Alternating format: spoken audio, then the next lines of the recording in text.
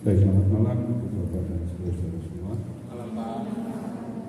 Di pertemuan yang lalu kita sudah belajar di daftar kitab dalam perjanjian baru.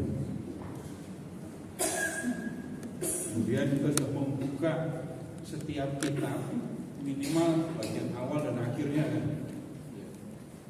Nah, kemudian kita juga sudah lihat ternyata ada banyak tulisan dari abad 1 sampai 4 tentang Tuhan Yesus tetapi tidak masuk dalam kitab suci. Nah, malam ini kita akan lihat tema yang lain. Kita akan belajar geografi perjanjian baru. Ada nama kota, nama tempat yang disebut di dalam perjanjian baru, baik di Injil maupun di surat-surat Paulus, dan kita akan melihat tempat-tempat itu. Nanti kalau mau melihat secara langsung ya silahkan, tapi sekarang belum bisa ke sana, masih perang. Jadi gini, tolong sebutkan kota-kota yang Bapak Ibu Saudara ingat di perjanjian baru. Satu, Yerusalem. Terus Galilea. Terus Yudea, Kapernaum, Bethlehem, Nazaret, Samaria. Oh, buka peta, yang bisa minta yang diingat kok. Yang diingat dulu. Ada Betania, Tarsus, gitu ya. Roma, ya. Sekarang kita mulai dengan wilayah Palestina dulu. Silahkan membuka ini Palestina pada zaman Tuhan Yesus. Cari peta yang judulnya itu.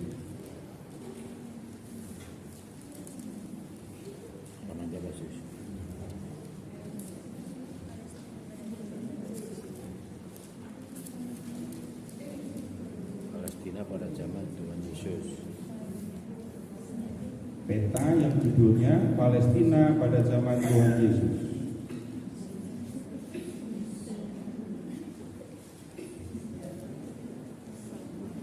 Ikuti detailnya ya.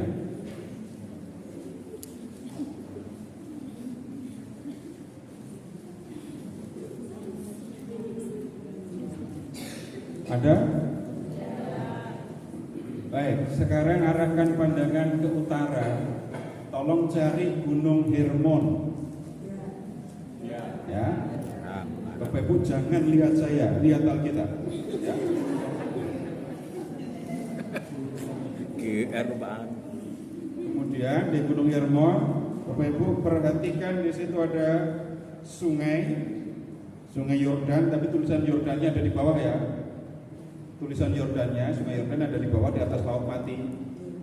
Tulisannya itu ya. Nah, dari Gunung Hermon itu mengalir Sungai Yordan. Mata air sungai ini ada di Gunung Hermon. Kalau dilihat dari jauh, Gunung Hermon seringkali tertutup sama salju. Kemudian Sungai Yordan itu mengalir ke selatan, lalu masuk ke danau kecil. Nggak ada namanya di Alkitab. Ya kan? Namanya itu Danau Hule, H-U-L-E-H. Danau kecil nggak ada nama. Ya. Jadi ada danau itu namanya Danau Hule. Terus sungainya mengalir ke selatan. Nah, baru sekarang masuk Danau Galilea. Ini danau ini cuma satu, tapi namanya ada 4. Kadang disebut Danau Galilea yang paling sering. Kemudian juga disebut Danau Tiberias kalau di Injil Yohanes. Kadang juga disebut Danau Genesaret. Tapi juga disebut Danau Kineret. Kalau Kineret nggak ada di Alkitab. Yang paling banyak Danau Galilea dan Danau Tiberias. Ya. Kemudian terus Sungai Yordan mengalir ke selatan. dan bermuara di laut mati. Yang lagi perang. Laut mati, nggak tahu siapa yang bunuh kok bisa mati. Bermuara di situ. Ya, ini danau ini bisa dikatakan sangat rendah ya, karena danaunya ada di bawah permukaan laut, 400 meter di bawah permukaan laut. Maka air yang mengalir di sungai ke laut mati nggak bisa pergi kemana-mana, cuma menguap. Nah, kalau Bapak Ibu pergi ke sana sekarang, bentuknya udah nggak kayak gini lagi, udah makin menyempit karena tambang garam yang dilakukan Israel dan Yordania. Nah, ini sungainya. Sekarang Bapak Ibu arahkan pandangan ke sebelah barat Sungai Yordan, ke utara lagi ya. Dan Bapak Ibu cari Galilea. Galilea. Galilea itu bukan kota, tapi wilayah, daerah. Ya. Kemudian silahkan ke tepi laut dan cari wilayah Venesia.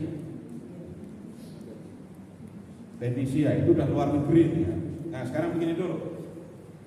Dari Galilea ya. Kemudian Bapak Ibu silahkan ke selatan cari Samaria. Ada Samaria yang hurufnya gede-gede. Nah, ini wilayah juga, wilayah Samaria. Terus ke selatan lagi, ketemulah kita dengan wilayah Yudea. Ya. Sekarang di wilayah Galilea, silakan cari atau sebut kota-kota yang ada di situ. Galilea.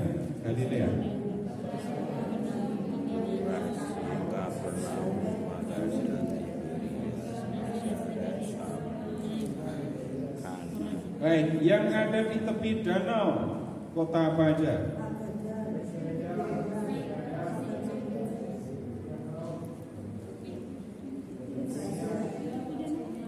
Ya. Kemudian Bapak Ibu perhatikan Kana dan Nazaret. Lalu perhatikan yang di pinggir danau tadi, kota Kapernaum. Nah, ini antara Nazaret dengan Kapernaum, ini yang bisa dikatakan menjadi tempat utama Yesus ya. Memang tumbuh besar di Nazaret, tapi bisa dikatakan markas Yesus itu di Kapernaum. Jadi pusat misinya gitu ya, itu di Kapernaum, bukan Nazaret. Ingat, di Nazaret ada Tuhan Yesus ditolak kok. Tapi di Kapernaum baik-baik saja di situ. Nah, kemudian kelihatan Gunung Tabor. Nah, catatan sedikit Bapak Ibu, kalau kita mengingat bahasa yang digunakan di setiap bangsa, minimal yang kita tahu saja, itu bahasa-bahasa itu punya keterbatasan. Sekarang begini, Bapak Ibu kalau mendengar kata gunung, yang membedakan gunung dengan bukit itu apa? Nah, bukit tinggi itu tinggi, tapi nggak pernah disebut gunung. Gunung sama bukit sama atau bedanya hanya ketinggian saja? Bromo itu tinggi apa enggak? Bromo enggak tinggi, Bapak Ibu lari nggak nyampe. Ada kawahnya lah gunung. Nah, yang membedakan itu justru kawah. Loh, iya kan, itu pelajaran geografi kelas berapa ini jadi? Cuman membedakannya ada gunung yang aktif dan tidak aktif. Tapi gunung itu pernah ada kawahnya bisa meletus. Mengingatnya gitu aja ya. Ada gunung meletus tapi nggak pernah ada bukit meletus. Walaupun untuk ukuran ketinggian Bromo bukan gunung yang tinggi.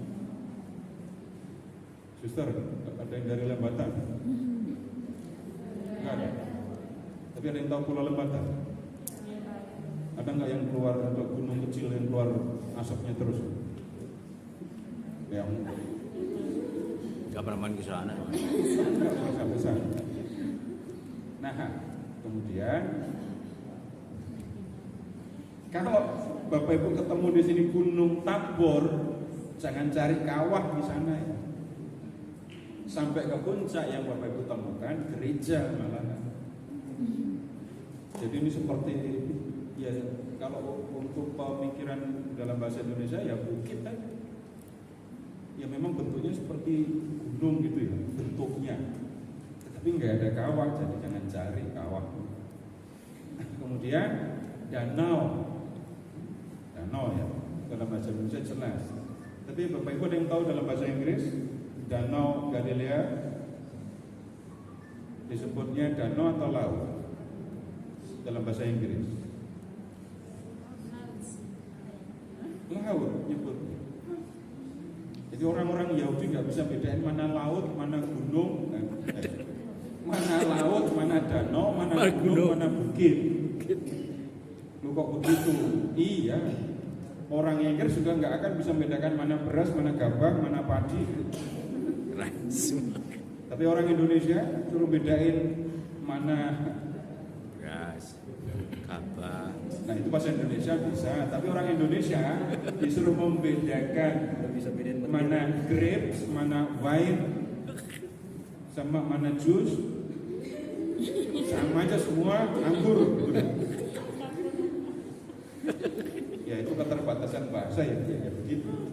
Jadi kalau ketemu dalam bahasa Indonesia, dalam bahasa Inggris Sea of Galilee, ya begitu. Bahkan Bapak Ibu akan ketemu ketika Salomo membangun bait Allah. Salomo membangun bait Allah. Dia buat laut. Coba silahkan buka ke 1 Raja, cari kata laut di bait Allah. Buka kitab 1 Raja-Raja.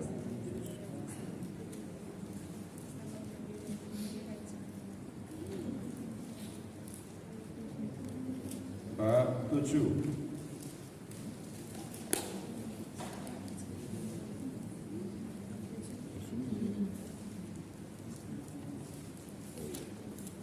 Satu Raja bab 7. Sudah ketemu bab? Ya, ditungguin sampai ketemu. Ya, cari sampai ketemu.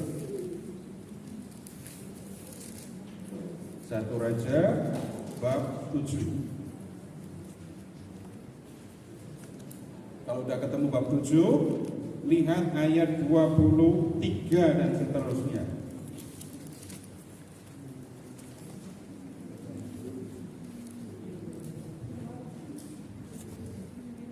Satu Raja bab 7 ayat 23 dan seterusnya. Apa yang dibuat di situ? Laut. Coba lihat ayat 25.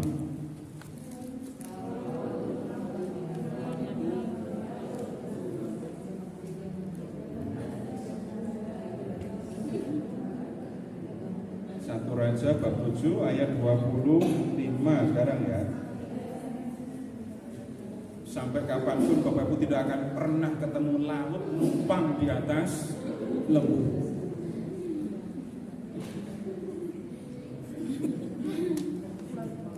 Ada di sini dan jangan tanya laut mana, tapi yang dimaksudkan itu bejana besar sekali untuk nampung air.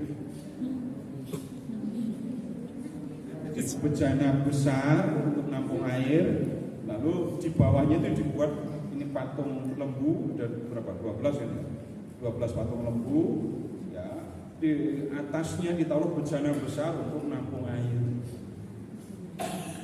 Jadi antara laut, kemudian danau, bejana sama.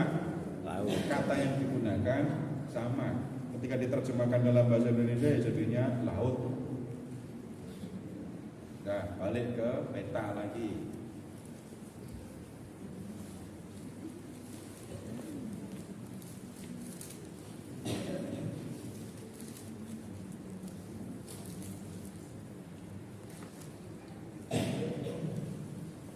Nah, sekarang silahkan kita ke arah selatan, masuk ke Samaria.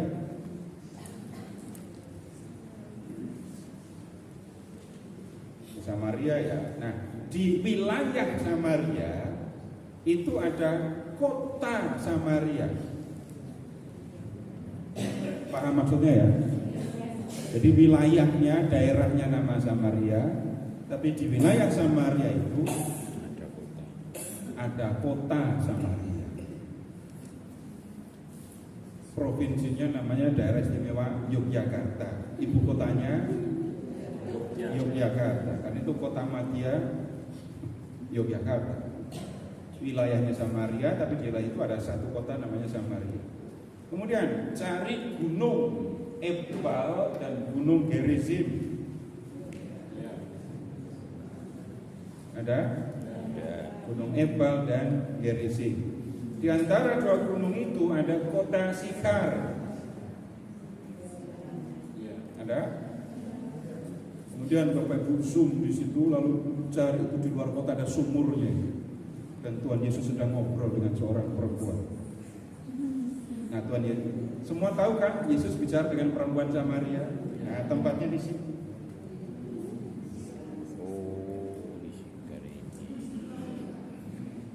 Di wilayah Samaria dekat kota Sikar.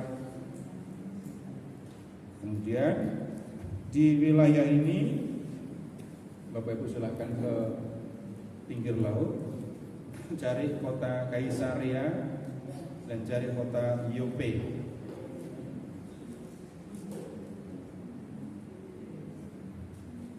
Ya, kemudian sekarang begini, ada kota Kaisarea di pinggir laut kan? Ya. Coba lihat di sebelah selatan Gunung Hermon. Bagian dari Gunung Hermon ke selatan ada kota Kaisarea juga kan?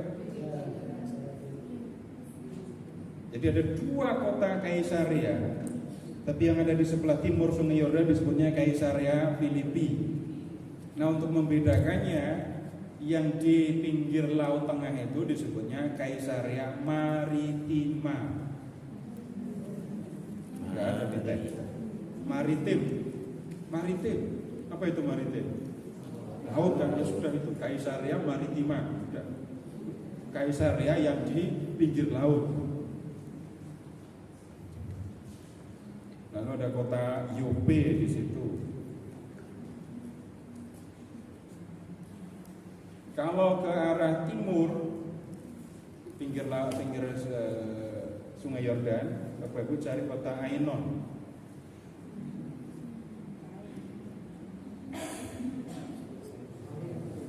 Ada Ainon, ada Salim. Salim pun pada di sini. Itu urusannya dengan tempat Yohanes Pembaptis. Tapi nanti ada keterangan lain Yohanes Pembaptisnya di wilayah di tempat kota lain. Kemudian silakan ke selatan, lalu kita masuk ke wilayah Yudea. Wilayah Yudea. Sekarang Bapak Ibu cari dulu Yeriko. Ya. Ada Yeriko kan? Kemudian Betania. Dari Betania terus ke Yerusalem. Kemudian di dekat Yerusalem lihat ada kota Emmaus, terus Bethlehem, ada kan? Nah, ini kota-kota penting di wilayah Yudea. Nah, kemudian sekarang begini, di sebelah selatan Yudea itu ada wilayah namanya Idumea. Ada Idumea kan? Nah, Bapak Ibu tahu Herodes Agung yang menjadi raja waktu Tuhan Yesus lahir? Nah, dia aslinya orang sini, orang Idumea. Maka dia tidak pernah disebut raja orang Yahudi. Dia raja tapi bukan raja orang Yahudi. Kenapa? Nah, asal-usulnya dari Idumea. Kemudian bapaknya itu dekat sama penguasa Roma, lalu berkat kedekatannya itu, jadi bapaknya dekat sama Roma. Nah, anaknya Herodes ini lalu diberi kuasa atas wilayah Palestina. Jadi bukan hanya Yudea tapi seluruh yang ada di kota ini, yang ada di kota di peta. Kemudian sekarang silahkan ke arah utara yang di sebelah barat Galilea tadi, balik ke Venesia. Di Venesia, Bapak Ibu cari kota Tirus dan Sidon. Tirus. Tapi pantai. Ada Tirus, kemudian Sidon, itu yang muncul di Perjanjian Baru. Sarfan, Bapak Ibu ingatnya bukan di Perjanjian Baru. Siapa yang pernah main sampai ke Sarfan? Elia. Nah di Perjanjian Lama nama ini dikenal, tapi di Perjanjian Baru nggak begitu. Tapi Tirus dan Sidon, ya, Bapak Ibu silahkan mengingat perempuan Siro Venesia itu. Nah itu kan Yesus sedang ada di situ, berarti Yesus sudah ada di luar negeri. Ini wilayah lain. Kemudian silakan ke sebelah timur Sungai Yordan. Oh, bukan sebelah timur, tapi masih di dekat Hermon itu. Bapak Ibu cari Syria ya. Syria. Ini satu apa nyebutnya ya, wilayah bahkan kerajaan gitu ya, Syria. Lalu di Syria itu cari kota Damsyik. Kota Damsyik atau Damaskus. Itu ibu kotanya. Kemudian dari situ silakan Bapak Ibu ke selatan di sebelah timur Sungai Yordan. Lalu kita ketemu dengan Dekapolis. Terjemahannya 10 kota. Deka itu 10, polis itu kota. Terus lihat di situ ada kota Gerasa. Iya, kita langsung akan bisa mengingat babi gitu. Tapi ya tentang tempat Yesus mengusir legion itu, tempatnya sebenarnya nggak apa menyebutnya ya, nggak semua sepakat. Apakah Gerasa itu di sini atau ada nama tempat lain yang bisa disebut kota lain, wilayah lain yang juga punya nama Gerasa? Karena apa? Roh jahat masuk ke babi, terus babinya masuk, benar masuk jurang. Oh, masuk jurang sih, coba dicek. Silahkan ke cari Injil Markus. Cari Markus.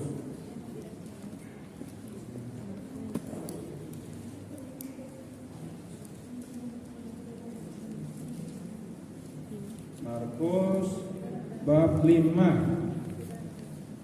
ayat berapa sudah?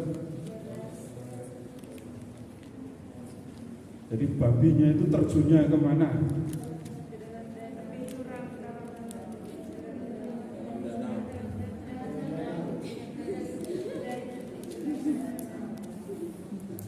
Lihat sendiri, jadi jangan dengerin saya, lihat teksnya.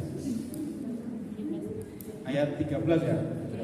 Jadi babi-babi itu terjun dari tepi jurang ke dalam danau. Kalau terjunnya ke jurang itu nggak ada artinya apa-apa. Tepi jurang menjadi penting karena terjunnya ke danau. Dari tepi jurang. Kenapa? Gampang saja mengingatnya. Bapak-bapak waktu kecil main mandi di sungai kan? Ya. Yang main bukan yang mandi untuk membersihkan badan mandi, tapi main. Kalau ada sungai, itu sungainya itu belok, pas dibelokkan itu ada pohon beringin, ya, terus ada sulur-sulurnya banyak itu. Ya, berani nggak mandi di situ? Kenapa?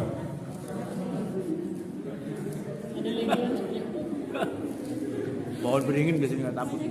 Ada tempat-tempat yang kita yakini menjadi tempat setan. roh-roh tinggal gitu ya. Kalau sungai itu khusus, spesial itu ya, belokan terus ada pohonnya gitu. Rumah kosong banyak, kampung kosong. Itu tempat favorit roh-roh itu tinggal kan. Bukan. Lalu kalau pohon, kalau di sini cari pohon nangka. Jadi kalau beruntung ketemu sama Unti. itu kan begitu. Nah, di Israel zaman kuno keyakinan yang seperti itu ada. Tempat yang diyakini sebagai permukimnya roh jahat, gurun, kemudian laut, terus rumah kosong, kota kosong yang ditinggal penghuninya. Itu jadi tempat bermukimnya roh-roh jahat. Nah, kalau Gerasa itu di situ tadi, nah danaunya mana? Itu yang jadi bahan pembicaraan dalam ini ilmu tafsir kitab suci. Mungkin. Nah, kalau sedang belajar atau dalam studi itu harus mencari bukti. Kalau di sini mungkin empang kali ya. Empang dikira ke laut. Empang itu sumber airnya di mana? Dari mana? Sungai. Cari sungai. Mau di zoom kayak apa nggak ketemu sungai. Nah, kemudian terus dulu. Silakan ke selatan lagi, ketemu kita dengan wilayah Perea, terus Nabatea. Nah, sekarang begini ya. Dalam perjanjian baru itu, orang-orang Yahudi tinggalnya di dua wilayah. Yang pertama Galilea, dan yang kedua Yudea.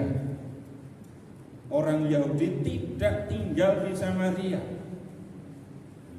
Jadi tinggalnya di wilayah Yudea di utara dan tinggal di wilayah selatan di Yudea. Nah, di antara mereka, di tengah mereka itu ada orang-orang Samaria.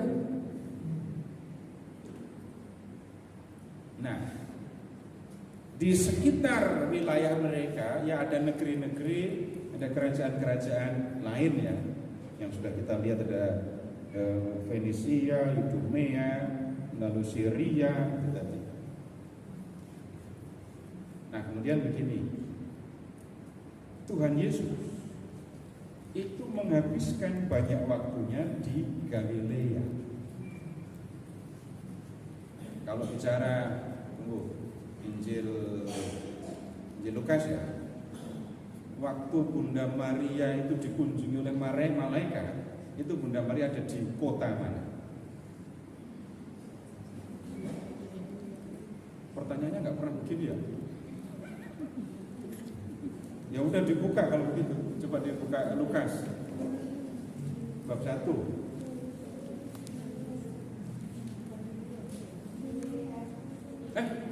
Kota bukan wilayah. Tapi kita udah lihat Galilea bukan kota. Ayat berapa? Ayat 26 disebut, padahal disebutnya kota dulu baru wilayah loh ya. Tuhan menyuruh malaikat pada seorang perawan ke kota Nazaret yang ada di wilayah Galilea. Nah, kemudian karena sensus, sebelum sensus, Maria mengunjungi Elizabeth. Kunjungannya kemana coba? Rumah Elizabeth ada di mana? Enggak, masa disebut Yehuda?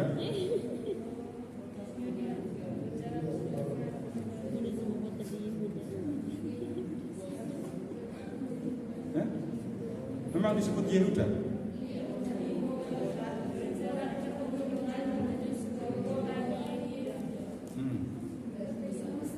Ayat berapa? Jadi nama kotanya nggak disebut ya. Sebuah kota gitu ya.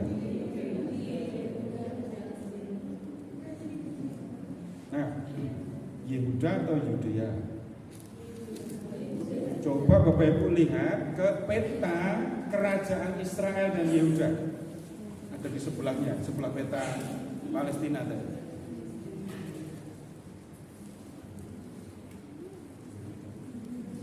Petanya tadi, tapi cari peta yang judulnya kerajaan Israel dan Yehuda.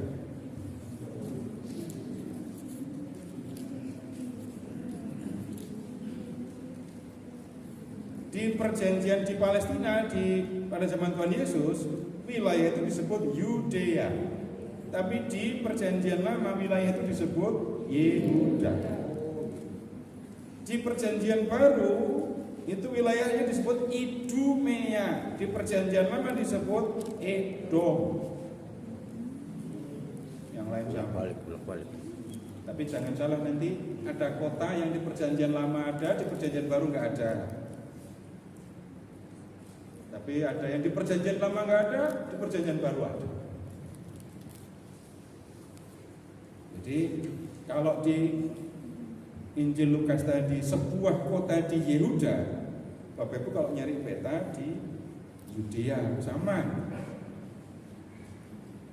Jadi Maria dari Nazaret main sampai ke Yehuda, main sampai Yudea, jauh. Terus habis itu nunggu sampai Yohanes lahir, terus pulang lagi kan? Jauh banget ya. Terus habis itu dapat perintah sensus dari Nazaret ke Yudea lagi, terus ke kota Bethlehem. Yesus lahir di Bethlehem, kemudian ketika tiba waktu pentahiran, lihat Yesus dipersembahkan di Bait Allah. Itu kalau mengikuti di Injil Lukas berarti bab 2 itu. Dipersembahkan di Bait Allah, dipersembahkannya di mana? Ke Bait Allah. Bait Allah ada di mana? Di Yerusalem. Sesudah itu terus pulang ke Nazaret.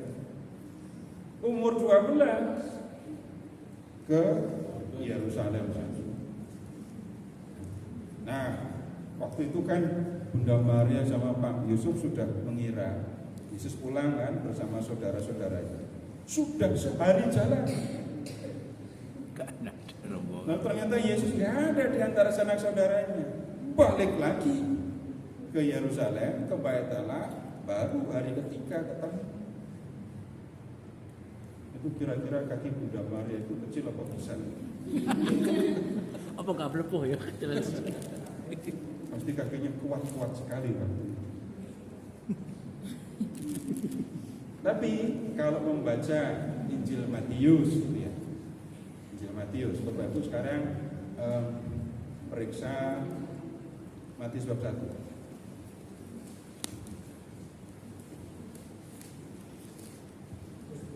Matius bab 1.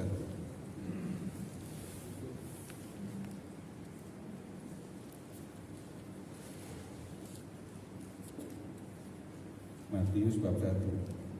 Itu Bapak Ibu cari di ayat 1 sampai dengan 25, enggak ketemu nama tempat. Bab 1 ayat 1 sampai 17, daftar nenek moyang Yesus kan? Enggak ada nama tempat di situ. Lalu kelahiran Yesus yang perikop yang kedua ayat 18 sampai 25. Cari aja ada nama tempat apa enggak. Itu Pak Yusuf didatangi malaikat dalam mimpi itu ketika sedang berada di kota mana.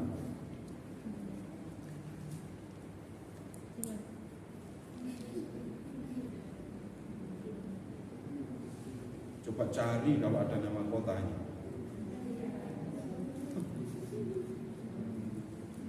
Gak ada kan? Emang gak ada. Nanti cari lagi kalau belum puas nyari sekarang. Nah di bab 2 orang Majus datang dari timur. Itu melihat yang ngomong sedang berdiri di mana? Kok bilang arah timur? Yerusalem kan? Jadi timurnya itu mana? Jadi timurnya Yerusalem dari arah timur sampai jauh sekali. Kemudian masuk ke Yerusalem, nanya-nanya. Terus ahli-ahli Taurat mengatakan Mesias lahir di Bethlehem. Kenapa?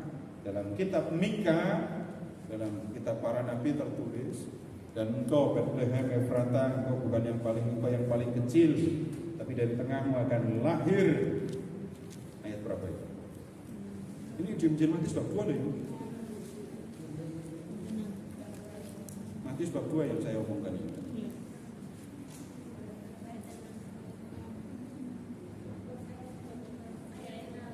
Ayat 6. Jadi menurut para ahli Taurat, Mesias akan lahir di Bethlehem. Terus begini, orang Majus itu ngikuti bintang, bintangnya benar sampai Bethlehem. Coba orang Majus itu masuk ke kandang apa enggak? Lihat ayat 10-11.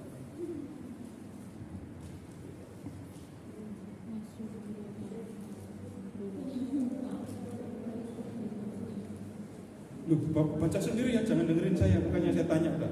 Masuknya kemana? Ini biasa rumah sih. Ya, kandang itu usah rumah. Saya kebalik, yang tertulis begini kok Bapak bilang kandang. Ayo, dari mana?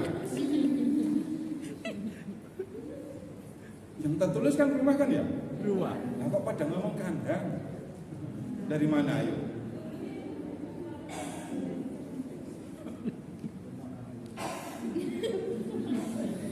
Rumah kambing maksudnya, Pak. Tega amat. Maria dan Yusuf menguruskan anak-anak Yesus, terus tinggal di rumah kambing.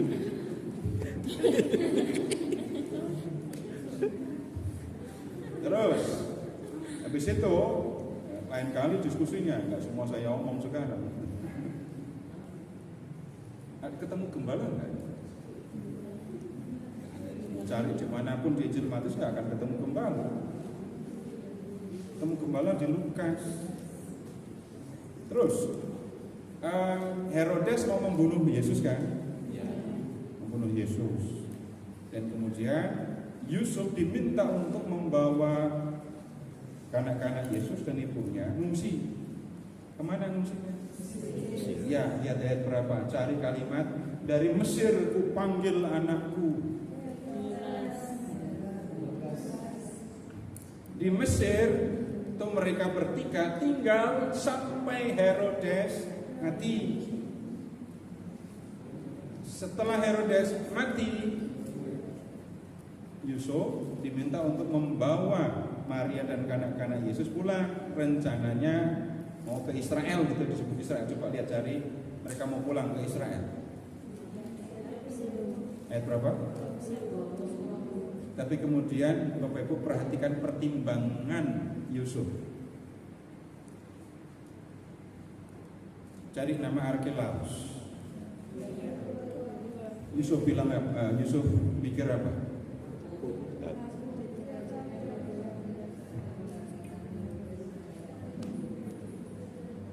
Nah, jadi tadi kan berangkatnya dari mana mereka bertiga?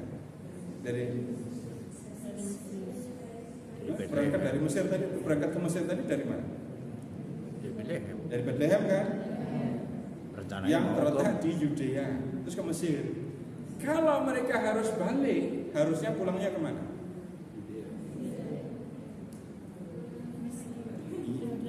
Berangkatnya dari Bethlehem, rumahnya di Bethlehem kok. Kan disebut rumahnya Bethlehem kan tadi? Iya. Mau pergi ke Mesir.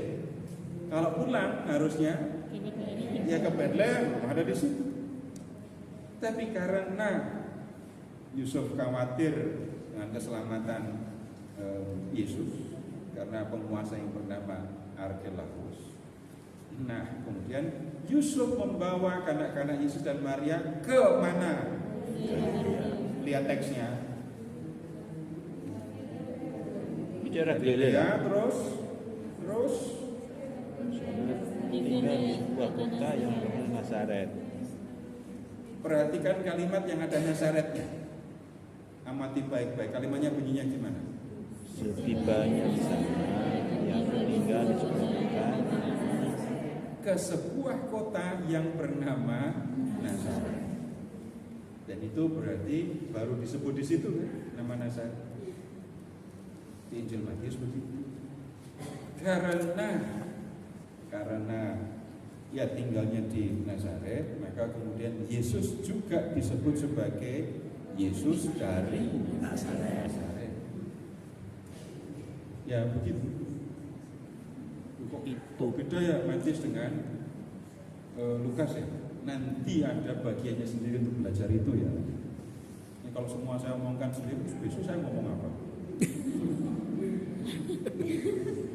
Kita bicara geografinya dulu. Kalau nggak belajar begini, ini bukan saya ngeremehin ya, tapi ada loh yang nggak bisa bedain Galilea dengan Nazaret. Nazaret dipikirnya satu kota, Galilea juga satu kota. Itu Bethlehem dengan Nazaret itu jauh apa dekat? Dipikirnya dekat, padahal ternyata jauh. Nah, balik ke peta lagi ya. Jadi hidup Yesus itu ya hanya antara Galilea dan Yudea. Nah, kemudian sekarang begini. Kalau orang-orang Yahudi mau pergi yang dari Galilea ya, mau pergi ke Yudea, pergi ke Yerusalem untuk berziarah ke Bait Allah, ini ada 3 jalur. Jalur yang singkat itu yang dilalui oleh Yesus dan membuat dia ketemu dengan seorang perempuan Samaria itu. Lurus dari Galilea ke selatan, sudah begitu. Itu jalur paling singkat.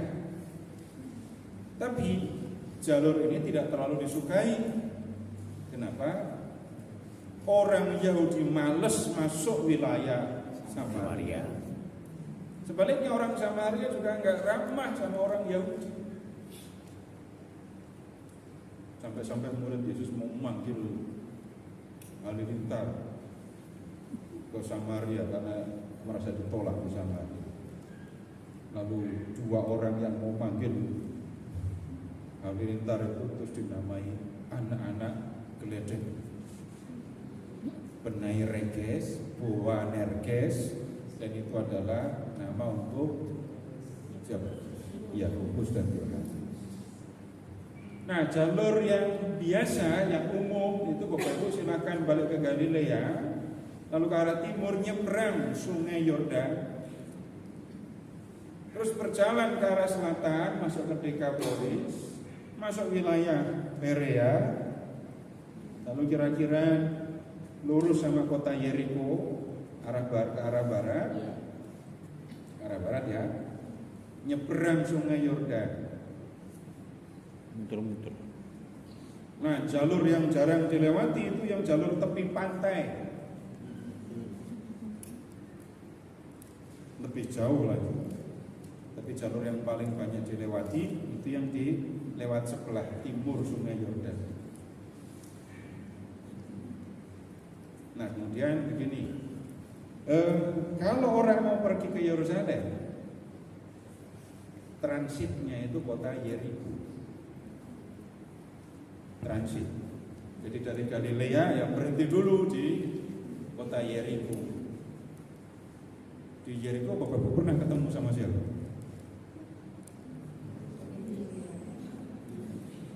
Ayo. Hah? Orang yang dirampok. Tapi Bapak Ibu hanya dengar Tuhan Yesus cerita, nggak ketemu orangnya. Nah, yang ketemu orangnya siapa?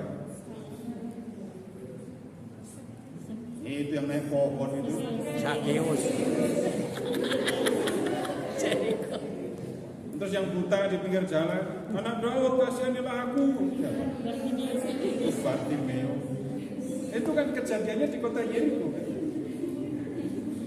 Waktu kecil saya nanya itu ngapain sih Tuhan Yesus sampai ke Yeriko?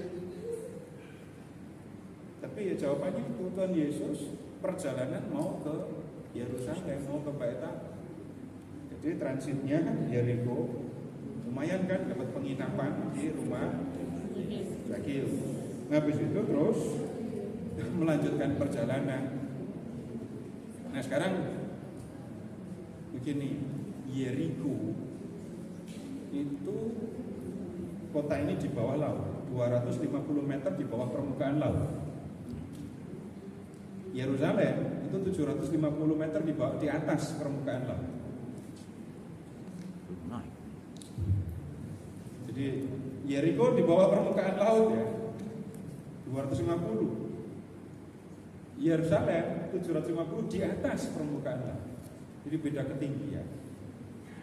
Nah sekarang begini dulu, Bapak Ibu bisa lihat peta ini.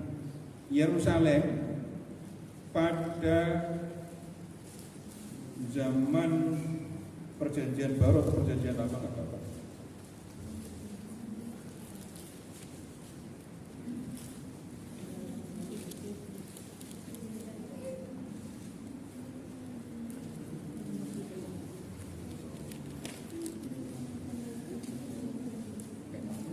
Enggak semua kita pada petanya soalnya. Yang di Yerusalem, jadi peta kota Yerusalem. Mau perjanjian lama, mau perjanjian baru, nggak apa-apa. Tapi Yerusalem.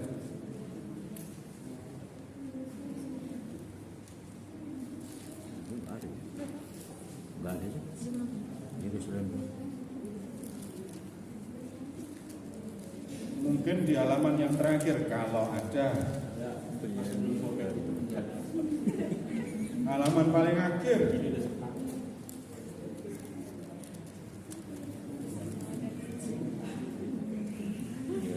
Paulus.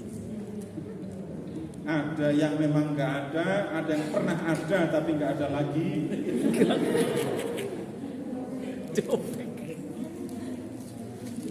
Nah, kalau menemukan tempat kota itu, peta Yerusalem ya, perhatikan yang di sebelah timur, cari ada lembah Kidron. Ada lembah Kidron kan? Tiap Kamis Putih Bapak Ibu nyeberangi sungai ini. Kadang disebut sungai, kadang disebut lembah. Kenapa disebut sungai? Mengingatnya begini saja. Sungai itu dibeda-bedakan menurut sumber airnya kan? Ya. Umumnya kita tahu di sini sungai itu sumber airnya mata air. Tapi ada sungai yang sumber airnya bukan mata air. Umbel. Apa? Sungai yang sumber airnya itu salju atau es yang mencair namanya apa? Tahu Fred. Kalau sungai yang sumber airnya adalah air hujan, namanya apa? Ada hujan. Jangan buat istilah baru, ada kok istilahnya. Namanya wadi. Wadi. Sungai yang sumber airnya dari air hujan. Nah, kalau sawah yang sumbernya dari hujan itu namanya sawah tanda hujan. Nggak ada sungai tanda hujan. Jadi sungai yang sumbernya dari hujan disebutnya wadi. Maka kadang disebut lembah Kidron, kadang disebut sungai Kidron, gitu ya. Kemudian lihat ada jalan kecil menuju kemana ini?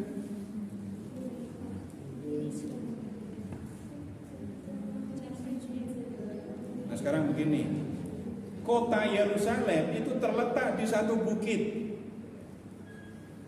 Nah di sebelah timur lembah Kidron itu ada satu bukit juga, namanya Bukit Zaitun. Ya. Di Bukit Zaitun. Jadi Bukit Zaitun itu adanya di sebelah timur lembah Kidron. Yang di sebelah barat itu kota Yerusalem. Jadi Yerusalem ada di satu bukit juga ya. Bukit, lembah, bukit. Waktu Tuhan Yesus ditangkap itu, Tuhan Yesus sedang berada di mana? Taman Getsemani. Taman itu adanya di mana? Di Bukit Zaitun. Tuhan Yesus starting mau itu naik ke ledja itu di mana? Startnya. Mau masuk Yerusalem naik kuda kan? Naik keledai. Nah, mulai naik itu di mana? Mau ke Yerusalem kok naiknya di Yerusalem?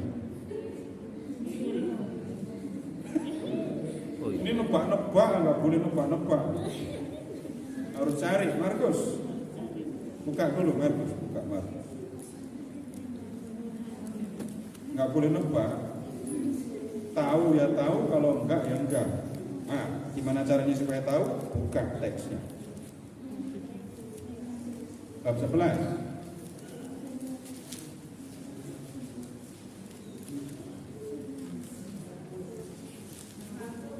Markus bab 11.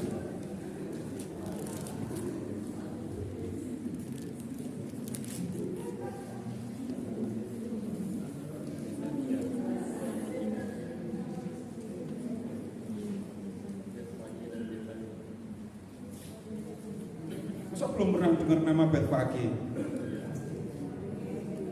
Pokoknya Yesus naik ke ledai, terus orang banyak ngikuti, terus ada palemnya gitu kan. Tapi mulainya di mana nggak diperhatikan? Perhatikan nama Betfage kan.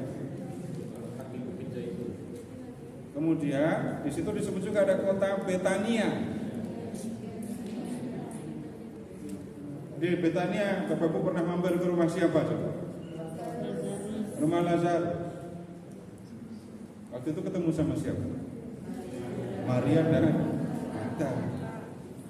Jadi di Bukit Zaitun itu ada kota Betania, ada kota Betfage, ada nama Taman Getsemani, tempat untuk memeras buah zaitun. Kenapa bukit ini dinamai Bukit Zaitun? Iya, karena banyak pohon zaitun. Lalu ada tempat untuk memeras buahnya. Apa memeras? Apa namanya? Proses. Buah itu supaya keluar minyak. Suling. Ya bener. Bukan lagi disuling. Ya bener dipres tuh. Ya udah pemerasan aja udah aman.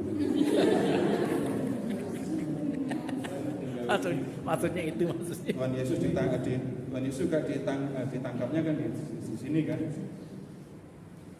Nah kemudian balik ke peta Yerusalem lagi ya. Pokoknya pulang nanti waduh gambar peta di memori Bapak Ibu.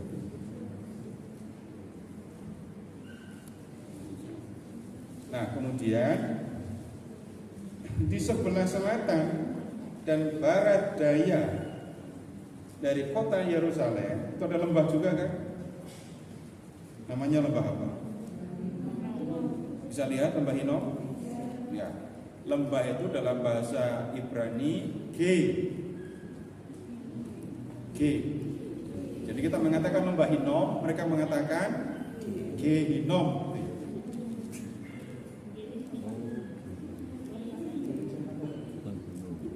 Jadi Gehinom masuk dalam bahasa Yunani jadinya Gehenna. Dalam bahasa Latin Gehenna jadi Gehenna. Tulisannya sama, bacanya beda. Diambil sama orang Arab jadinya Jahanam. Nah, memang begitu. Bukan ngarang. Memang bener ya. Bapak Ibu dalam bahasa Indonesia lama itu ada kebiasaan menyandingkan dua kata, satu Sanskrit, satu Arab. Kerakyatan yang dipimpin oleh hikmat dan kebijaksanaan itu sama atau beda?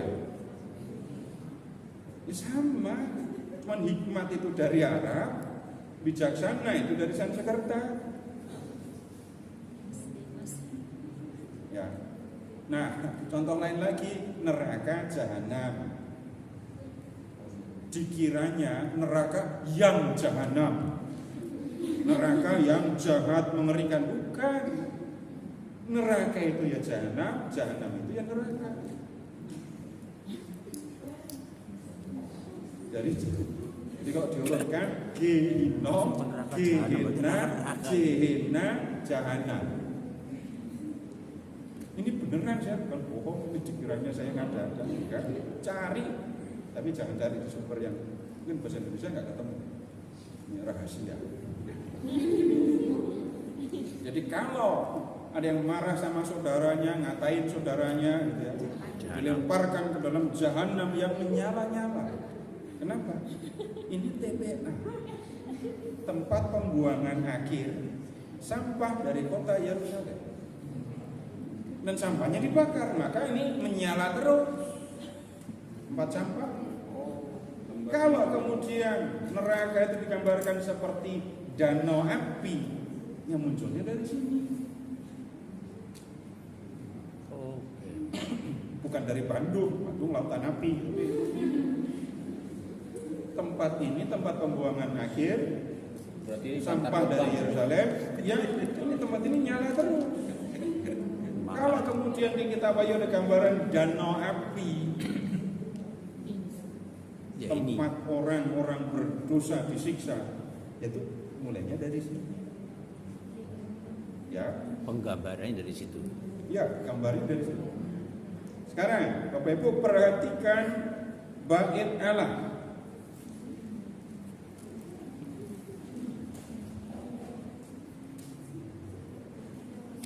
Jadi bait Allah itu di sisi timur Yerusalem ya.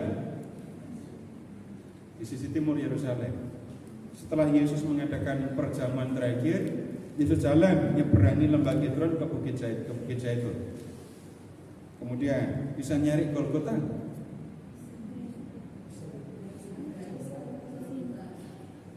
Golgota di arah barat.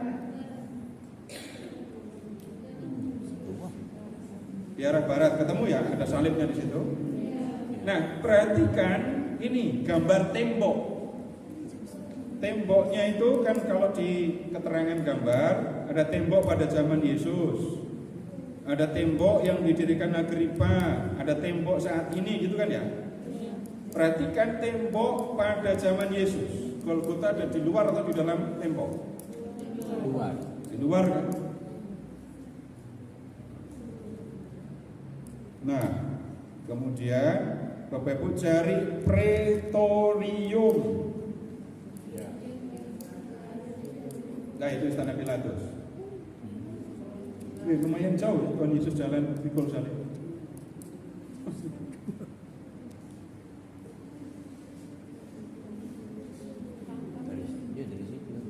Kemudian Bapak Ibu cari di ujung utara kota Yerusalem, itu kolam Bethesda.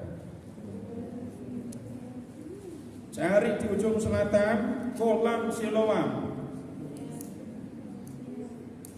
Yesus pernah nyampe dua kolam ini ya. Di kolam Bethesda dia menyembuhkan siapa? Orang yang lumpuh. Kalau di kolam Siloam menyembuhkan orang yang apa ya? Yang buta. Dah, istirahat dulu.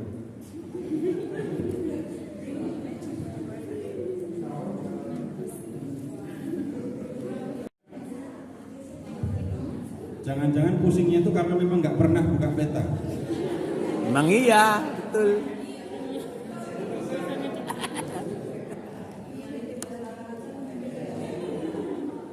Sudah nggak pernah buka peta, nggak belajar peta, tahu-tahu udah pakai Google Map.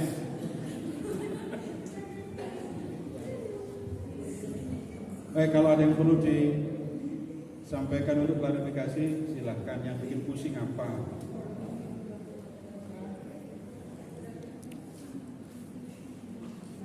Apa yang bikin pusing itu? Enggak ada, tapi nggak pusing. Nama kotanya banyak. Ya udah nyanyi dulu. Sambil nunjuk Timur Tenggara, ayo nyanyi.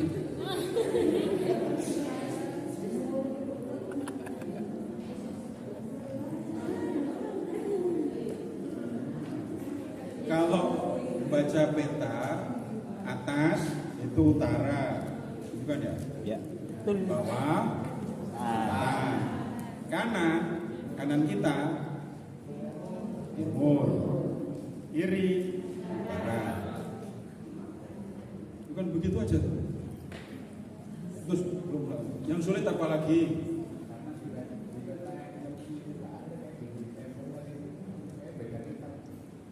Gimana?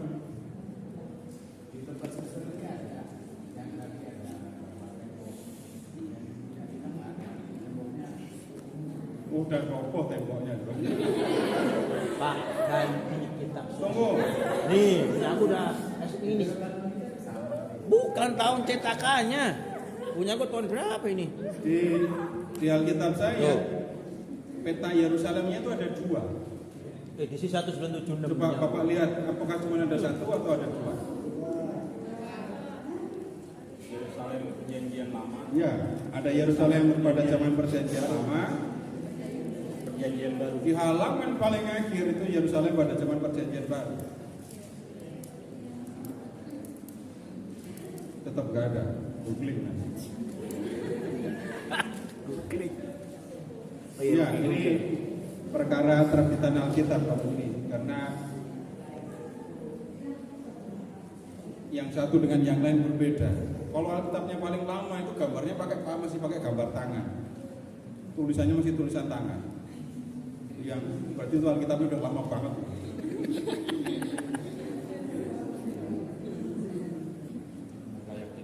Tapi terbitan yang paling baru, terjemahan yang sudah direvisi, diperbarui, itu malah petanya cuma 2 lembar, 2 halaman, 1 lembar. Tapi yang terjemahan baru yang Bapak Ibu pegang itu masih lumayan karena petanya lebih banyak. Baik, ada pertanyaan? Mesti bayangin dari sini ke sini. Jadi yang harus diingat, Galilea, Samaria, Yudea. Ya. Di Galilea ada kota apa saja? Kapernaum, Nazaret, Kana. Itu yang. Lalu ada gunung Tabor. Terus orang Yahudi tinggalnya di Galilea dan di Yudea. Di Yudea kota mana yang harus diingat? Yerusalem, Yeriko, Bethlehem. Ya, mau. Kemudian lihat ke dalam kota, lihat peta yang Yerusalem. Yang harus diingat, Yerusalem itu ada di atas bukit. Di sebelah timur bukit itu ada lembah Kidron. Di sebelah timur lembah Kidron ada bukit Zaitun.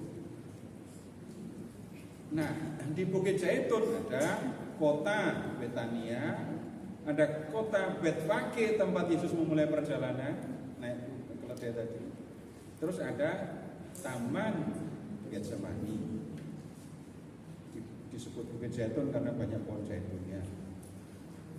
Lalu di Bait Allah, di kota Yerusalem yang paling menonjol dan harus diingat Bait Allah yang ternyata menghadap ke ada di sisi timur kota Yerusalem. Golgota ternyata ada di sebelah atau di sebelah barat kota Yerusalem. Di zaman Yesus, Golgota itu ada di luar tembok kota.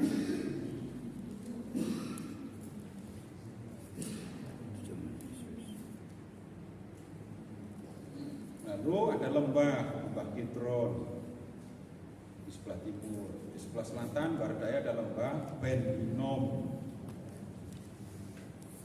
Lalu setelah belajar peta begitu, Bapak Ibu ingat-ingat ada peristiwa apa saja di kota-kota itu. Di Bethlehem Yesus lahir. Di Nazaret, ternyata di utara Yesus tumbuh besar. Lalu tempat Yesus memberitakan kerajaan Allah itu pusatnya, markasnya Kapernaum. Lalu Yesus mengadakan perjalanan menjelang kematian itu mengadakan perjalanan ke Yerusalem. Tahu-tahu sudah sampai ke Yeriko, nginep di rumah Zakheus, menyembuhkan Bartimeus, melanjutkan perjalanan sampai Bukit Zaitun, naik keledai, masuk Yerusalem, mengusir para pedagang. Tunggu, ini para pedagang itu dagangnya di mana coba? Iya, Bait Allahnya yang sebelah mana? Bapak Ibu bisa lihat nggak itu pintu gerbang domba. Lalu di bagian utama pusat paling tengah bait Allah, ya, itu bangunan utamanya di situ. Nah, para pedagang itu di halaman luar itu. Parkiran. Ya. Orang-orang asing boleh masuk ke sini, tapi nggak boleh masuk bait Allah. Ini kalau saya ngomong terus tapi pada bingung, saya yang tambah bingung. Jelas Pak. Jadi begitu cara belajarnya, membedakan wilayah, lalu perhatikan kota-kota, lalu ingat di kota ini ada apa, di kota ini terjadi apa. Ya hanya begitu belajarnya. Cuman ini tadi saya ajak Bapak Ibu belajar buka peta, baca peta, sekaligus buka kita. Udah? Gak ada yang ditanyain? Ya, silakan. Kalau melihat peta Yerusalem sampai era perjanjian baru ini, mungkin bisa dilihatkan tempat malam perjalanan terakhir di mana Pak? Kasih Pak. Agak repot nunjukinnya coba. Nggak bisa di zoom ya Pak, nggak bisa di zoom. Begini, silahkan mengingat perjamuan itu ya. Itu di rumah pribadi atau di tempat umum?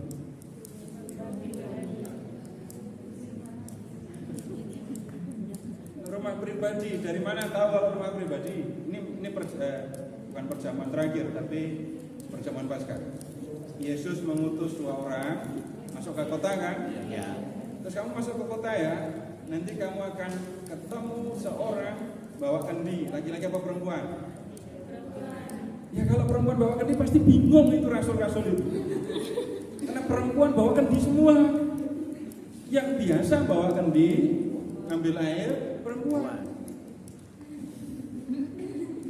Jadi kamu akan ketemu seorang laki-laki bawa kendi, ikuti dia. Terus dia akan sampai ke rumah. Terus kamu kalau sudah sampai rumah tanya sama orang itu kan? Tanya sama orang itu, gimana? Guru harus akan mengadakan perjamuan. Itu yang saya maksudkan. Di rumah pribadi ini gitu. Nah, nyari rumah pribadi di peta yang kayak gini gimana caranya? Kota yang gede aja jelas nggak jelas habis. Mau berubah.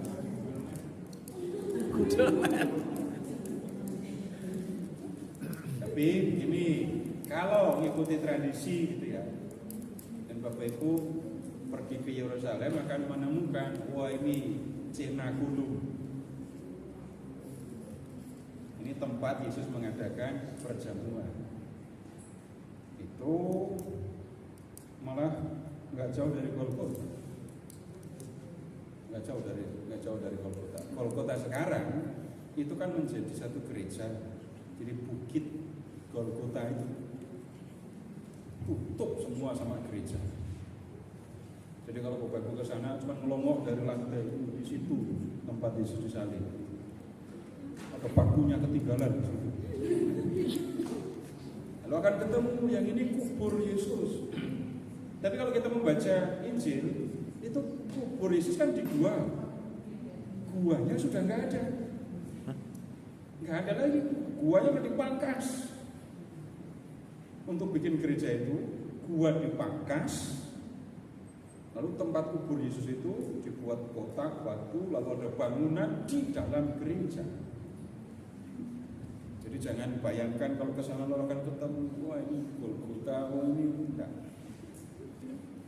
Tertutup sama gereja semua. Jadi kalau ditanya tempat itu agak, ya itu penjelasannya seperti itu. Harus nyari di kota Yerusalem yang modern untuk cari tahu ini gereja Makam Kudus itu adanya di sini. Ada Golgota, ada tempat Yesus disalib, ada tempat Yesus diturunkan dari salib, ada kubur Yesus. Gitu ya. Tapi kemudian harus cari lagi di mana ada ini Cenagulum itu yang tempat Yesus mengadakan perjamuan. Gitu, Pak. Ya, Bu, silakan.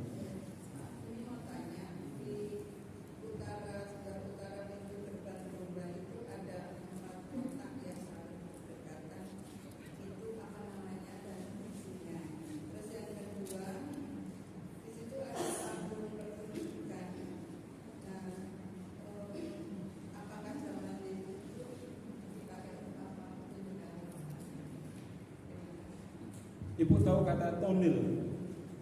Tahu.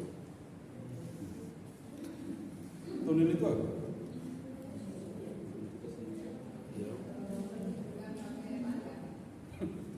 Kayak ketoprak gitu ya. Ya.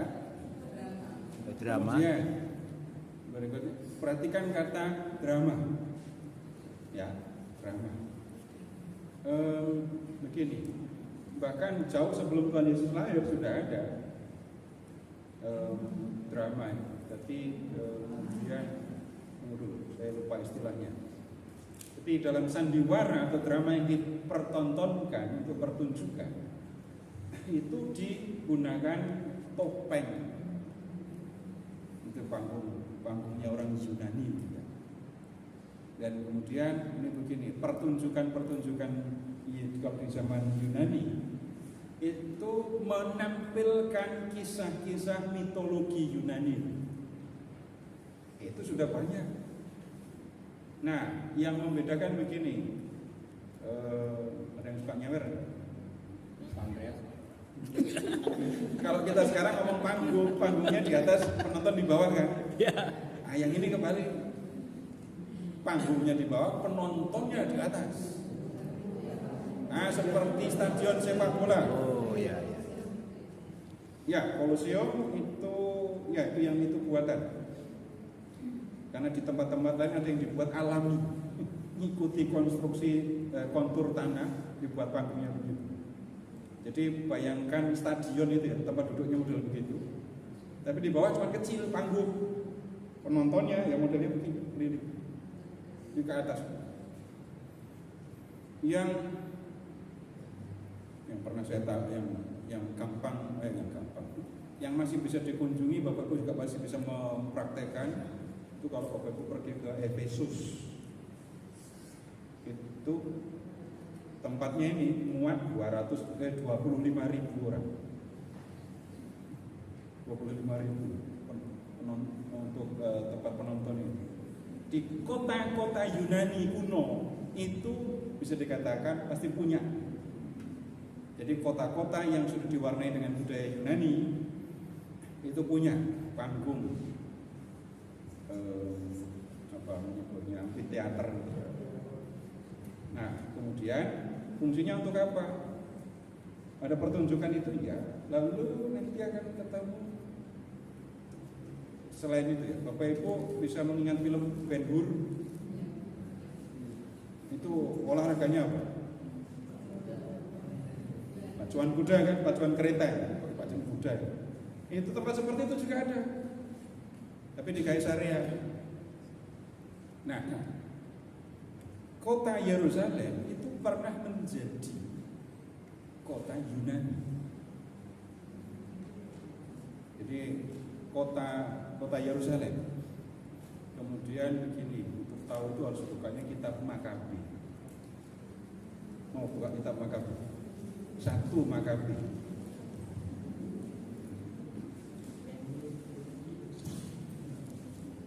Depannya. 1 Makabi bab 1.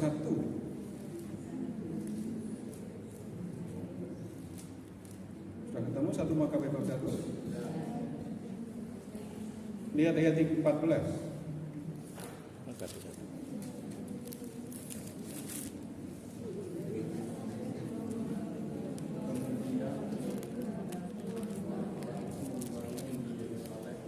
Wah, mana bisa? 1 Makabi bab 1 ayat 14. Lalu yang ayat 15 baca dalam hati.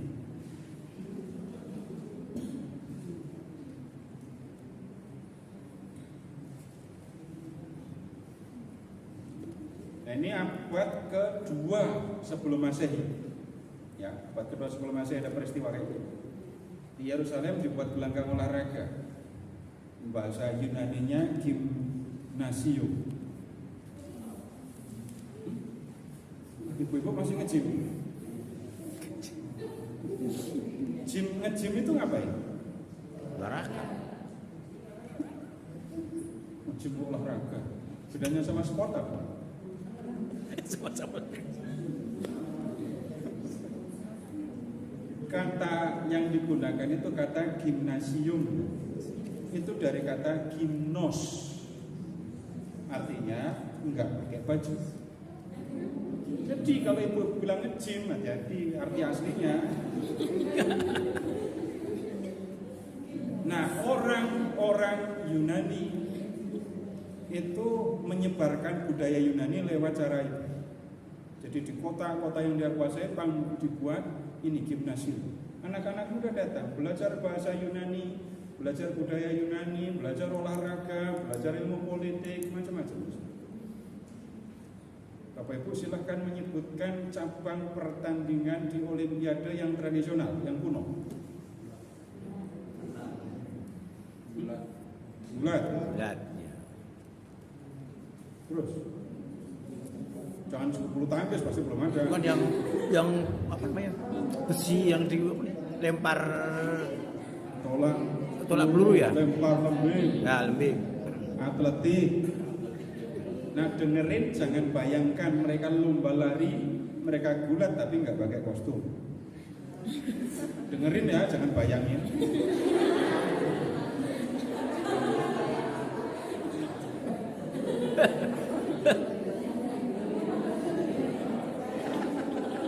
Ada efek samping yang kemudian terjadi. Ini pikirkan sekarang, jangan bayangkan. Laki-laki gulat sama laki-laki nggak pakai baju, tiap hari ketemu sesama laki-laki nggak pakai baju. Efek sampingnya apa? Kelainan seksual.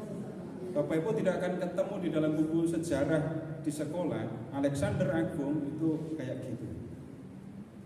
Punya kelainan, sama perempuan mau, sama laki-laki juga mau. Tapi itu dampak dari didikan Yunani.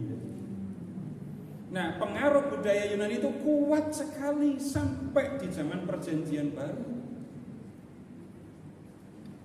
Bapak Ibu begini ya, pengaruh ini budaya Yunani yang paling kuat itu bahasa. Injil sampai dengan kitab Wahyu semua ditulis dalam bahasa Yunani. Injil Markus itu ditulisnya di Roma. Kalau nulisnya di Roma harusnya bahasanya apa? Latin kan? Tapi enggak, Yunani. Itu saking kuatnya. Bapak Ibu silakan mengingat di Pasio itu, di Injil Yohanes, di atas di salib Yesus ada tulisan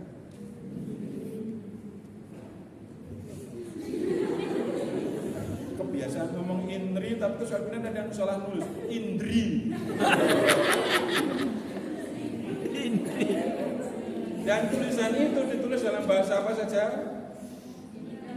Ibrani, Yunani, Latin. Kalau ditulis ada tulisan 3 tulisan itu berarti ada pemakai bahasa dong di situ. Ada orang yang memakai bahasa Latin, ya iyalah itu orang Roma berkuasa. Tapi Roma itu hanya berkuasa untuk soal politik, militer. Dalam soal budaya enggak ada apa-apanya mereka. Budaya Yunani tetap yang menguasai. Nah, kalau membaca kisah para rasul, itu orang-orang Yahudi yang di perantauan pulang ke Yerusalem, tapi mereka berbahasa Yunani. Yang bantu Yesus pikul salib itu siapa? Simon dari mana? Cinere.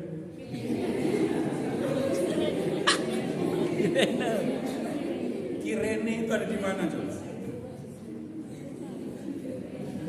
Nggak ada di situ, tapi Bapak membuka peta dunia Perjanjian Baru akan ketemu Kirene ada di mana. Peta yang judulnya Dunia Perjanjian Baru.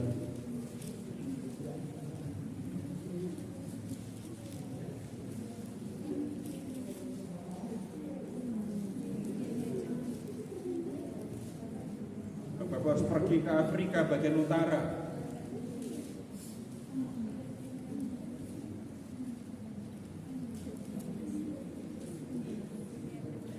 Peta yang judulnya Dunia Perjanjian Baru, ya, cari ke selatan. Jadi itu masuknya di Afrika Utara. Itu kira ini ada di situ. Ya, ya udah cuma nyari itu doang. Berikutnya, sebutkan nama murid-murid Yesus.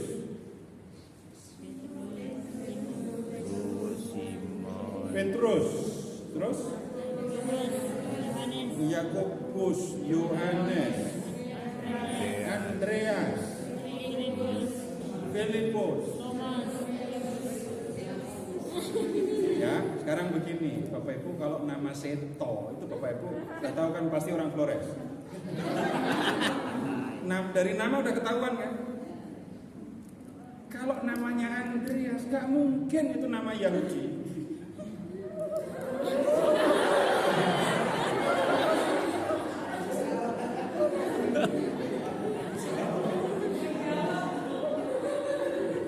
Andreas, tahu artinya Andreas? Jantan, laki-laki. Kok kesini ngeliatnya mau lagi. Itu nama, jelas nama Yunani. Murid Yesus kan namanya Yunani. Terus ada nama Filipus. Filipus itu ayah dari Alexander Agung. Orang Yahudi nggak punya nama Filipus. Jadi ikut-ikut pakai nama Yunani. Kalau nama Yohanes juga sama, Yakub. Itu di belakang ada us-usnya, itu pasti bukan nama Yahudi. Yunani. Jadi di zaman Perjanjian Baru itu yang tinggal di Yudea itu banyak orang yang berbahasa Yunani dan pengaruh budaya Yunani kuat sekali. Nah, kemudian begini, kembali ya.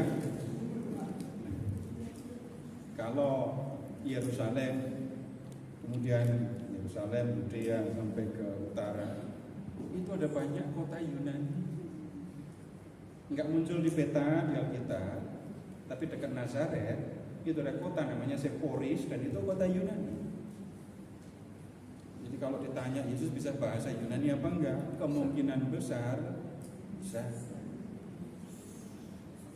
Dan itu gelanggang olahraga, panggung pertunjukan, gimnasium gitu ya, itu asal usulnya itu Yunani. Dan Yerusalem sekali lagi pernah dikuasai oleh budaya Yunani. Di zaman Makabe, itu repot itu. Ini ada di gimnasium tadi ya, itu pas ada jadwal pertandingan olahraga. Imam mau mempersembahkan korban, pilih nonton kok. Ya sampai begitu di zaman itu. Jadi waktunya para imam Lewi mempersembahkan korban, dia dengar lonceng di ini gimnasium. Mereka tinggalkan ibadatnya. Gak ada yang ikut ibadat. Nah, ini imam-imam ibadat orang Yahudi beda dengan ibadat kita. Jadi imam punya peran penting untuk membakar korban, Lewi membantu. Ini ada pertandingan olahraga, mereka tinggalkan korban terus nonton. Kenapa? Sekarang mau sepak bola.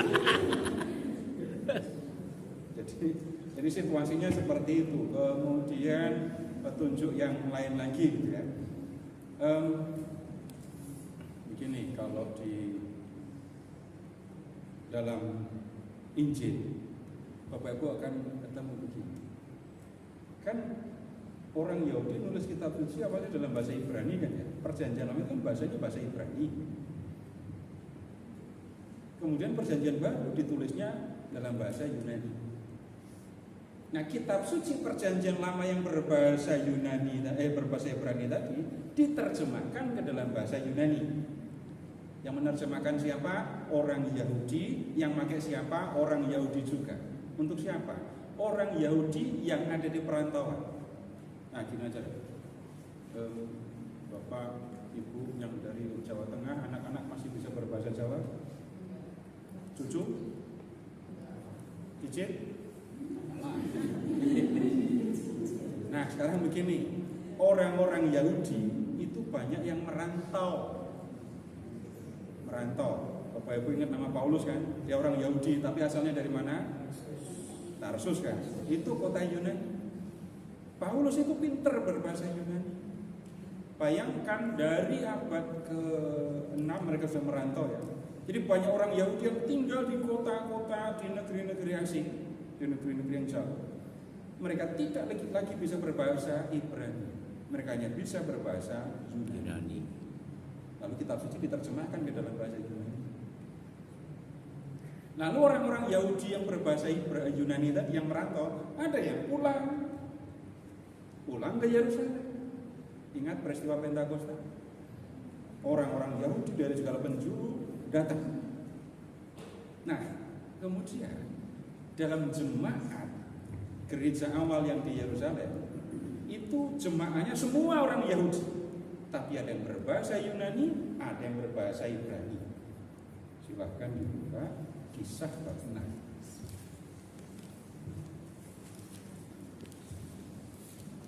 Kisah para Rasul bab 6.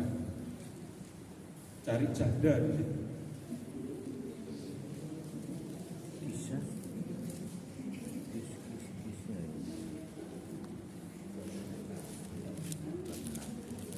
Kisah bab 6.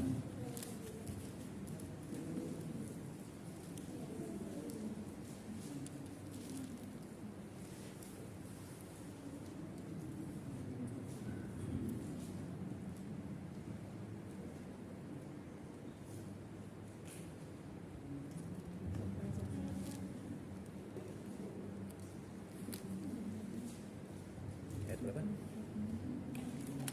Ya, ini Udah ketemu? Jihad berapa ketemu janda? Perhatikan, jandanya janda Ibrani atau janda Yunani? Lihat teksnya. Orang-orang Yahudi yang berbahasa Yunani.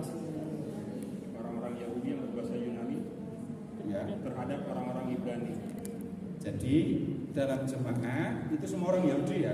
ya. Ada yang berbahasa Yunani, ada yang berbahasa Ibrani. Yang berbahasa Yunani itu dalam pembagian makanan seringkali diabaikan. Mereka kemudian komplain. Nah, situasi jemaatnya udah ketahuan ya, berbahasa Ibrani dan berbahasa Yunani. Yang berbahasa Yunani itu kebanyakan orang Yahudi yang merantau terus pulang.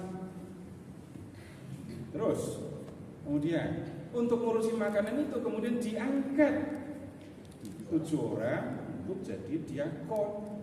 Coba sebutkan namanya.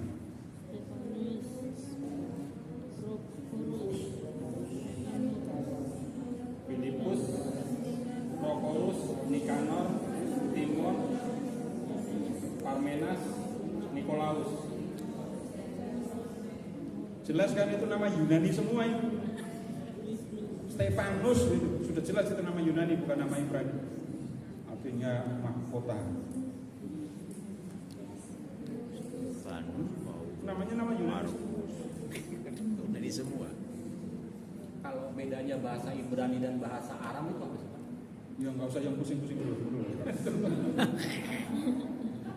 Itu bahasa Jawa dengan bahasa Sunda.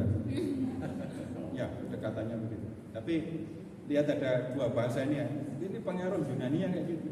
Orang-orang Yahudi perantauan yang pulang ke Yerusalem itu ada contohnya.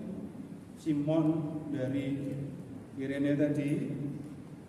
Terus kemudian kalau di Kisah bab 4 ayat 36 Bapak Ibu akan ketemu ini orang Yunani, orang Yahudi yang pulang dari Siprus. Kisah berapa? Kisah 4. Bapak Ibu pasti kenal sama orang ini. Siapa namanya?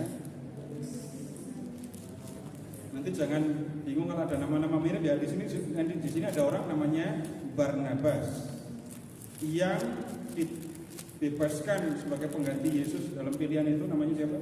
Barnabas. Iya, Barnabas itu. Ada Barnabas, ada Barabas, terus ada satu lagi Barsabas. Sama Bar. Nah, kalau ada kata bar, sudah pasti itu bukan Yunani. Anak dari Karena bar itu artinya sama dengan bin. Bahasa Ibrani ben, bahasa Aram bar, bahasa Arab. bahasa Betawi bin. Ya itu. Jadi ini Bapak Ibu sekaligus memberi gambaran di zaman itu bahasa di Palestina itu macam-macam begitu, bahasa dunia waktu itu bahasa Yunani. Dan kemudian orang-orang Yahudi yang perantauan itu waktu pulang bawa kitab suci yang sudah diterjemahkan ke bahasa Yunani. Nah pertanyaannya, kalau Injil mengutip kitab suci Perjanjian Lama, yang dikutip yang berbahasa Ibrani atau berbahasa Yunani? Ibrani kan? Tebak-tebakan. Nah sekarang dibuka Matius bab 1 ayat 23.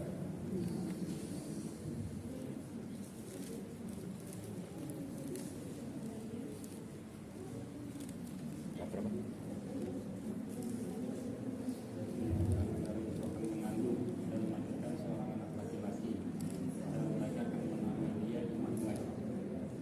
Sudah ketemu Matius 1:23. Sesungguhnya anak darah itu akan mengandung akan dan mengandung melahirkan seorang anak laki-laki ya, dan mereka akan menamakan dia Immanuel. tolong lihat ayat referensi di bawah itu kutipan dari mana? Yesaya. Lihat sendiri ya. Sudah buka. Kalau nggak bisa buka berarti belum menemukan yang mana ayat referensi itu gitu. Itu ternyata Matius 1:23 itu ngambil dari Yesaya bab 7 ayat 14.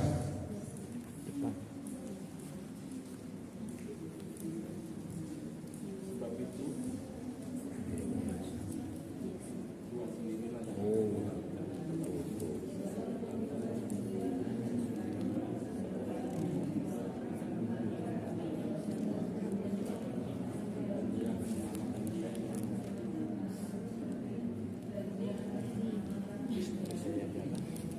Baca, perhatikan dengan teliti dua ayat itu, satu dari Matius, satu dari Yesaya. Ya. Lalu perhatikan, sama atau beda? Tunggu, yang mengandung itu anak darah atau perempuan muda? Perempuan muda dengan darah itu sama atau beda? Nah, kalau umur 16 sudah mengandung, melahirkan, masih disebut darah apa enggak? Darah tuh yang belum nikah, Berhubungan dengan laki-laki, belum itu nikah. darah. Kayak masih dorong kayak Ya. Jadi kalau yang di Nabi Yesaya perempuan muda kan? Kalau di Matius darah. ada sedang mengandung atau akan mengandung. Kalau di Matius akan, kalau di Yesaya mengandung berarti sedang mengandung. Yang ngasih nama Immanuel siapa? Mereka atau dia? Dia itu kalau di Yesaya kan, kalau di Matius mereka. Bapak Ibu itu bukan Matius salah kutip ya. Tetapi Matius mengutip kitab suci yang sudah diterjemahkan ke dalam bahasa Yunani. Dan Injil, surat, sampai kitab Wahyu itu ditulis dalam bahasa Yunani semua. Berarti jemaat yang baca berbahasa Yunani semua. Jadi begini, kalau di teks Ibrani ya seperti yang di Yesaya, kitab Yesaya Bapak Ibu pegang, kalau diterjemahkan Arabiah ya begitu. Tapi ketika satu teks itu diterjemahkan ke dalam bahasa lain, ya itu pasti ada kekurangan. Bapak Ibu tanya sama orang Jawa yang di sebelah Bapak Ibu ya, suruh nerjemahkan kata mereka, itu sampai besok nunggu sampai kapan juga nggak akan bisa. Ya Mbak. Coba diperhatikan mereka. Dia. Nggak ada dalam bahasa Jawa, nggak ada kata mereka itu. Aneh sekali. Kosakata bahasa Jawa itu luas sekali, tapi nggak ada satu kata untuk Mereka. kata ganti orang ketiga zaman. Tapi kalau Bapak Ibu kalau yang tanya sama orang Jawa suruh nerjemahin aku ngemut gula jumek itu dalam bahasa Indonesia. Nggak akan bisa diterjemahkan ke bahasa Indonesia juga. Harus dijelaskan, nggak bisa diterjemahkan. Ya udah kunduran truk. Itu susah diterjemahkan. Ada orang berdiri, truknya nggak sengaja mundur jalannya, terus nabrak. Munduran. Itu cukup satu kata, munduran. Munduran. Udah cukup, nggak bisa diterjemahkan kemunduran, nggak bisa. Ya bahasa ya begitu, pasti ada kurang lebihnya. Wong bahasa Jawa itu punya kata kau untuk beralih dari satu cabang ke cabang lain waktu naik pohon. Hanya untuk beralih dari satu cabang ke cabang lain itu ada satu kata. Itu, cuman itu melembar. Cuman itu satu. Mana ada dalam bahasa Bagi wong deso. cuman beralih dari satu dahan ke dahan lain loh. Tetapi nggak punya kata untuk mereka. Nah, begini dalam bahasa Ibrani, yang digunakan kata almah, namanya perempuan muda tadi, perempuan muda. Ketika diterjemahkan dalam bahasa Yunani jadinya parthenos, diterjemahkan anak darah. Penulis Injil menggunakan kitab suci yang berbahasa Yunani. Nah, 4 kotak itu tadi yaitu gambar bangunan sebuah benteng kan kayak gitu. Nanti boleh lihat contohnya yang di Taman Mini itu museum. Jadi biasa begitu kalau benteng di sini ada seperti bangunan 4 atau 6, kemudian ada Benteng lagi. Nah, begitu dulu untuk malam hari ini ya. Terima kasih. Selamat malam. Bapak Ibu, Suster, yang bertugas untuk minggu depan kelompok 4, apakah ada kelompok 4 yang hadir? Oke, terima kasih. Kolekte pada malam hari ini terkumpul 248.000 rupiah. Terima kasih. Mohon Suster untuk menutup dengan